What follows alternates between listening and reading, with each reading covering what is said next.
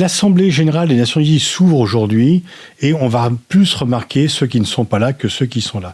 Le Conseil de sécurité, les membres permanents, c'est vraiment le cœur du système onusien. C'est ceux qui, normalement, ont le droit sur les questions de paix et de guerre, de sécurité. Donc, c'est vraiment le cœur du système. Eh bien, sur les 5 membres permanents, un seul sera représenté par son chef d'État. Il joue un peu domicile, c'est Joe Biden, le président des États-Unis. Ni le président français, ni le premier ministre britannique, ni le président chinois, ni le président russe, qu'il est vrai, il est sous le coup d'une inculpation par la Cour pénale internationale, donc c'est peut-être un peu dangereux pour lui de venir aux États-Unis, même si les États-Unis ne sont pas membres de la Cour pénale internationale, ne seront là. Et c'est dire que finalement, l'ONU est en crise.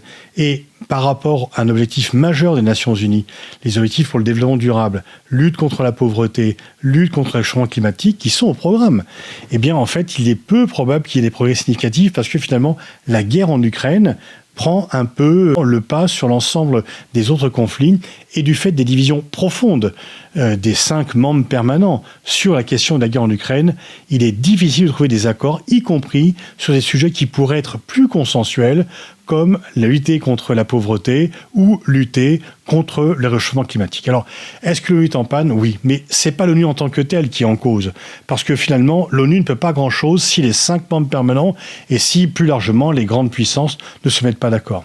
Et là, effectivement, les rivalités, les oppositions, les clivages entre les Occidentaux d'un côté, la Russie et la Chine de l'autre sont tels qu'il est difficile de trouver un point commun. Néanmoins, il ne faut pas jeter le bébé avec l'eau du bain et dire que l'ONU ne sert à rien.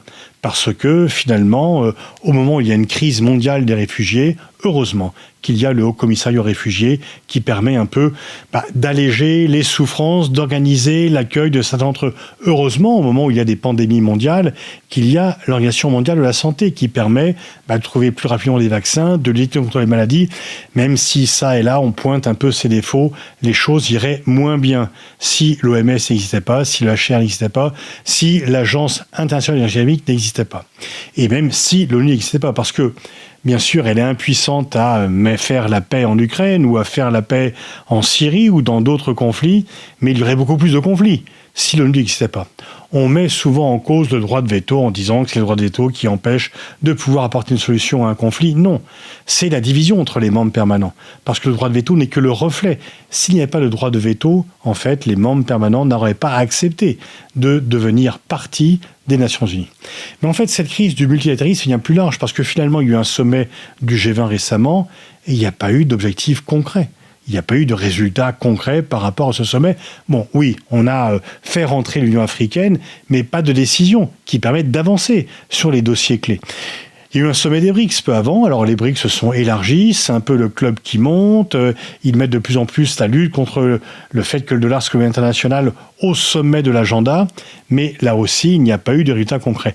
On voit finalement que la guerre en Ukraine prend le pas sur l'ensemble des autres sujets et que ça crée d'ailleurs beaucoup d'irritation. Et on va le voir aux Nations Unies parce que beaucoup de pays non occidentaux disent mais finalement on ne parle que de la guerre en Ukraine et ça en fait empêche de parler d'autre chose. Si les chefs d'État et de gouvernement des membres permanents ne seront majoritairement pas présents à cette assemblée générale, d'autres seront là. Zelensky qui va plaider la cause ukrainienne, Lula qui va vouloir montrer que le Brésil monte en puissance, Erdogan qui va vouloir montrer que la Turquie est devenue un élément indispensable de la vie internationale. Ils vont plaider auprès des autres États pour se mettre en avant.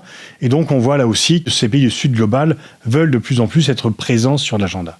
Si l'on parle de crise du multilatéralisme, ce n'est pas que le multilatéralisme comme méthode est mis en cause. C'est la seule solution de trouver des accords sur les sujets centraux de la guerre, de la paix, du réchauffement climatique, de la lutte contre la pauvreté. Ce qui est en cause, c'est l'entente entre les grandes puissances qui ne parviennent pas à avoir un objectif commun, les rivalités qui ont été stimulées par la guerre en Ukraine, pas créées par la guerre en Ukraine, mais qui ont été stimulées, prennent de plus en plus le pas et il n'y a plus de possibilité de trouver des agendas communs à tous ces pays alors qu'ils sont vraiment nécessaires.